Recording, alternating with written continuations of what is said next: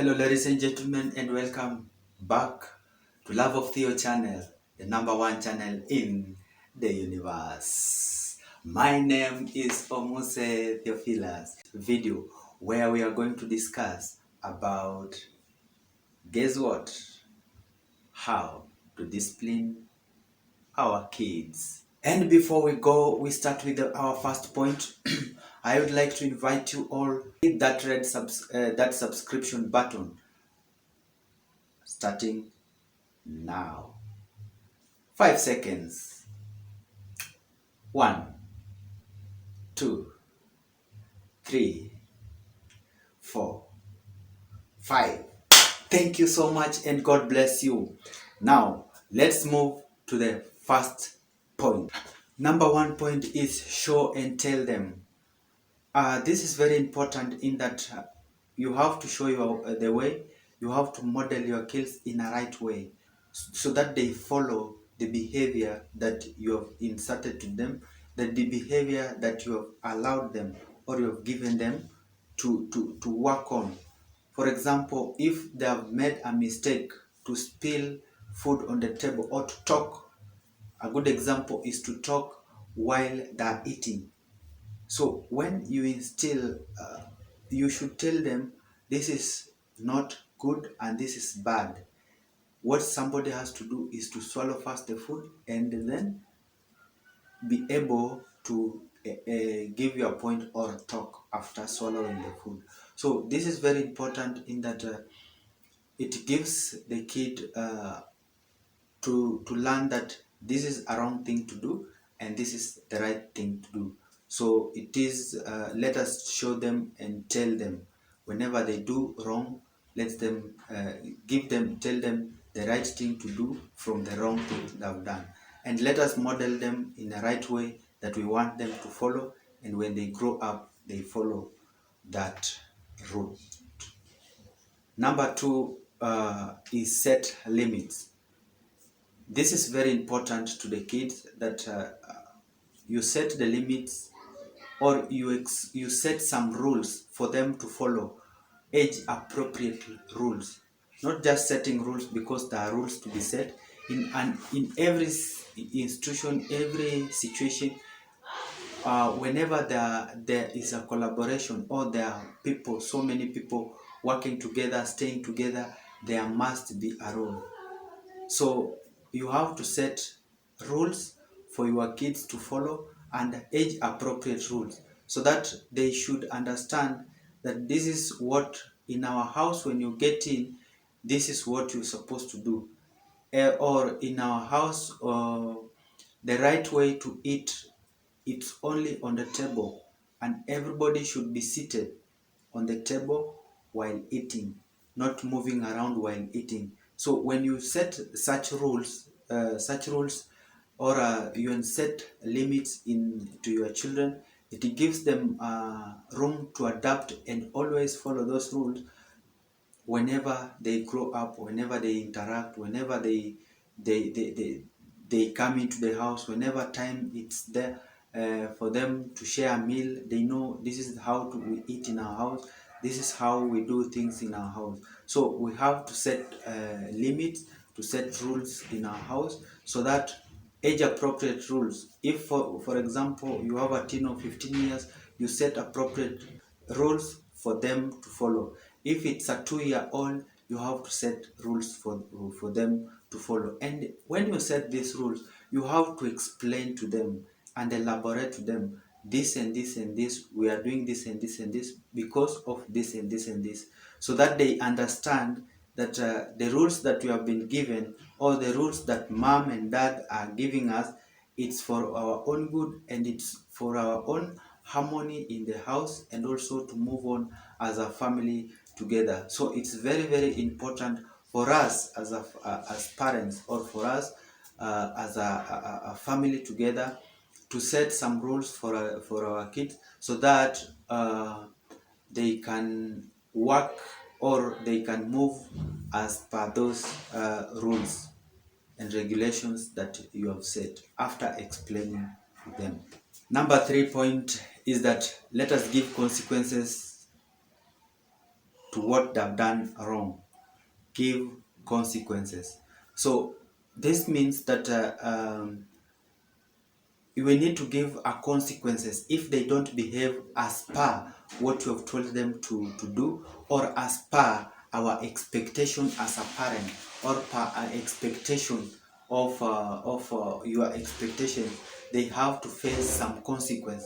For example, you tell them, if you don't put away your toys, I'll do ABCD. I'll put them away for you not to get them. You can put it for a whole day or for some time. So do not just mention that and just keep silent, but make sure that whenever you set those rules, or you set the consequences for your kids, they get to understand that if I fail to do or to behave as the way mom and dad are saying, I will have this and this and this. I will miss my kids. And don't just take them for 2 minutes or 2 hours or a few minutes and then you return them back. No.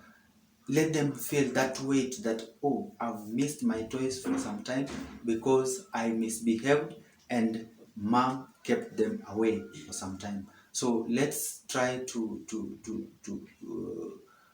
give our children the consequence, in that if they don't behave the right way that you are expecting them to behave, they'll face a consequence that might cost them losing their um, they might face a consequence of missing their toys for a while, or but also remember not to keep them forever and deny them all the access. No, it's just for a disciplinary manner, so that they don't repeat that mistake again. So make sure you give them a consequence for going against your wish, or going against what you are intending them to do. Number 4 point is that let us then hear them out. Hear them out. So it is very important for us to let our kids, for us to listen. Listening is very important. If you give your kid a time and listen to what they're saying, listen to their story. Let them finish their story before you help them out. Let's hear what they're talking about. Let's hear the mistake that has happened, or whatever they've gone through. Let's hear from them. If they've done a mistake, just listen to him and hear. Ask probably, why did you do this? And they'll get to explain the reason as to why they do that, the reason as to why they did that mistake. So let us try to hear our children, listen to their story, listen to them before we jump into the conclusion of disciplining them or giving them the consequences. We have to listen to them, listen to their part, and listen to their story before helping them out, or before solving the problem that they are having. Number 5 point is on how to make our kids, on how to discipline our kids in a disciplined way, in a healthy way, is by giving them attention. Attention is very important to our kids. That if we neglect our kids and we don't give them attention, there are high possibilities and there are high chances that they divert from the.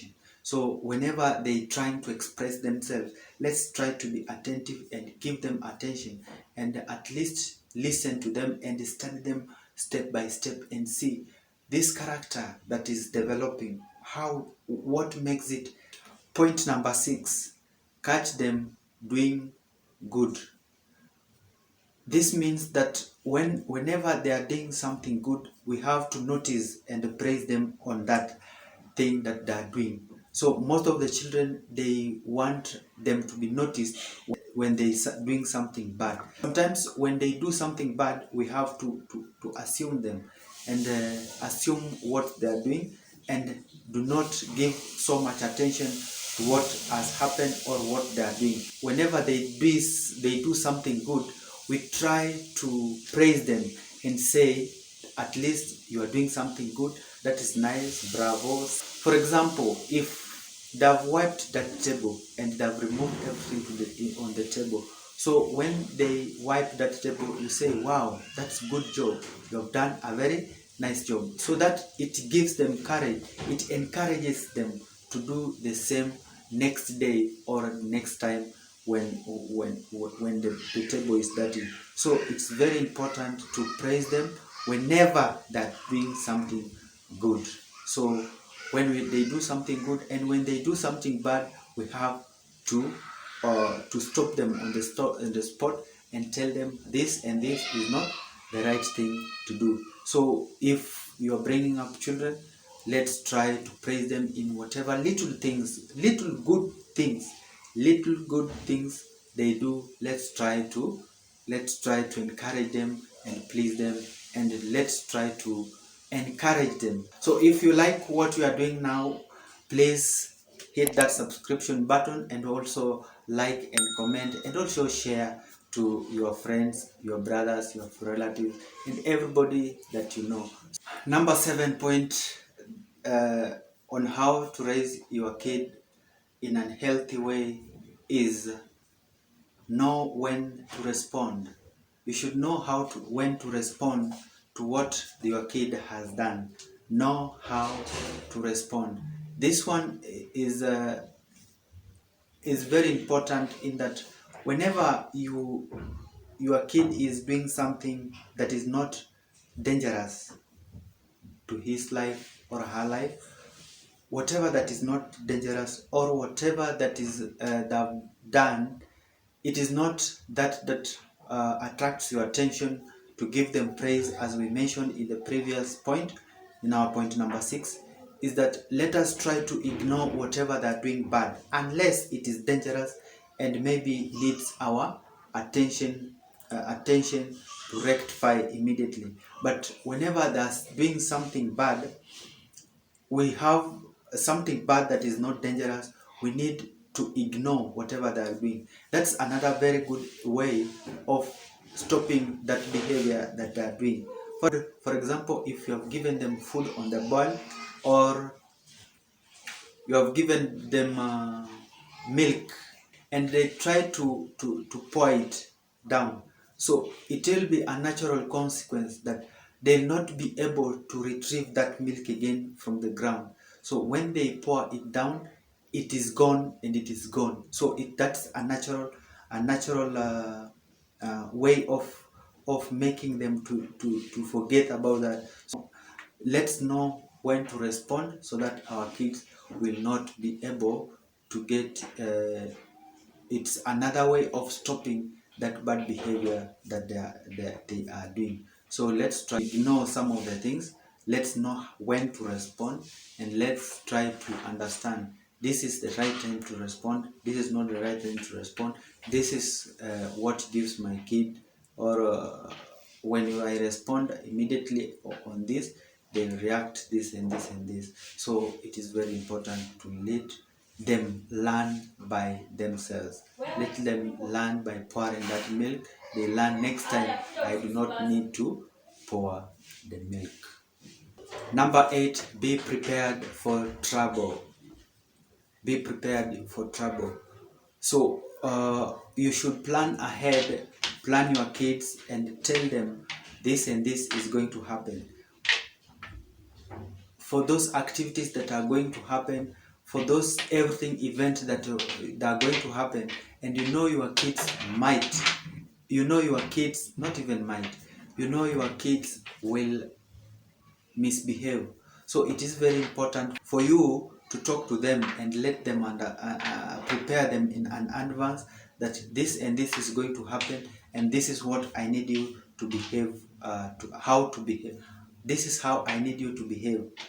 So they already know that we are expecting ABCD, and when that time comes, they know how to behave. You have prepared them in advance. For example, while we were growing up, or when we were toddlers, visitors used to come. When they come in, the only thing that you need to do is to go greet the visitors. After greeting the visitors, you disappear.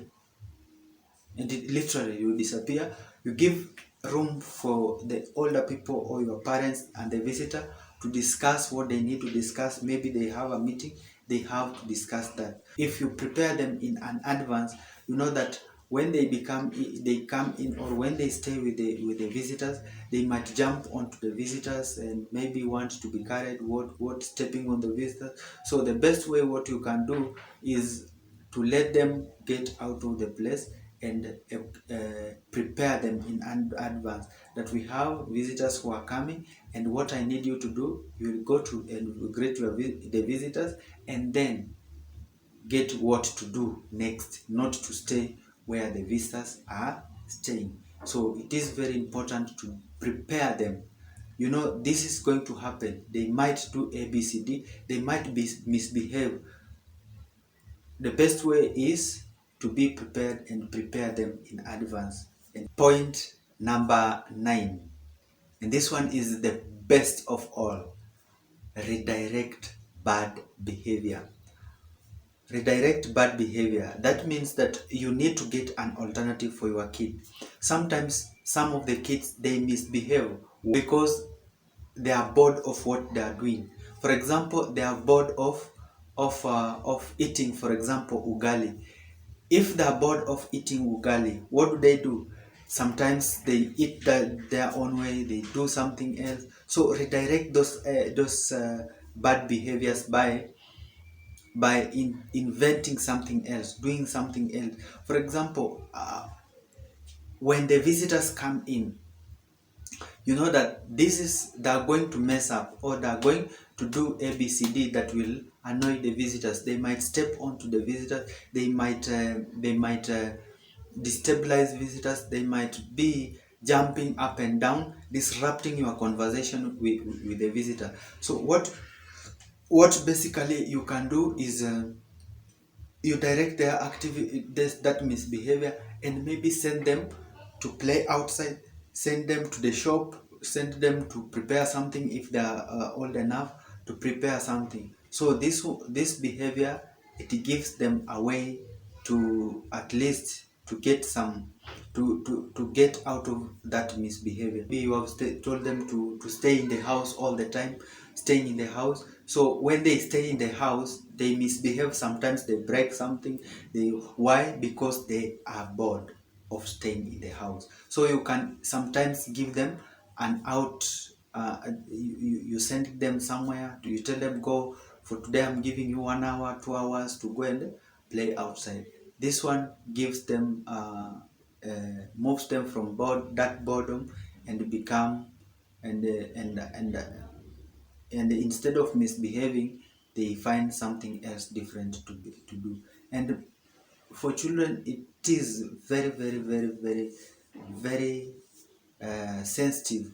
Boredom is very sensitive. They cannot sit and play in one place for some time. No, they have to jump here and there because of their energy and curiosity. They have to jump there and there, and do different things in a day. They can do like 100 different things. So for them, they cannot just settle down and wait. So our number 10 point, our number 10 and the last point is call time out. What does this mean? Is that when you have to call a time out for your kid when they misbehave. Whenever your kid misbehaves, you can. Another way of trying to balance that behavior, or trying to discipline them, is to call a time out. Maybe if they have they have misbehaved in the house, you can tell them, go out, you come back. It also helps you as a parent not to do something bad.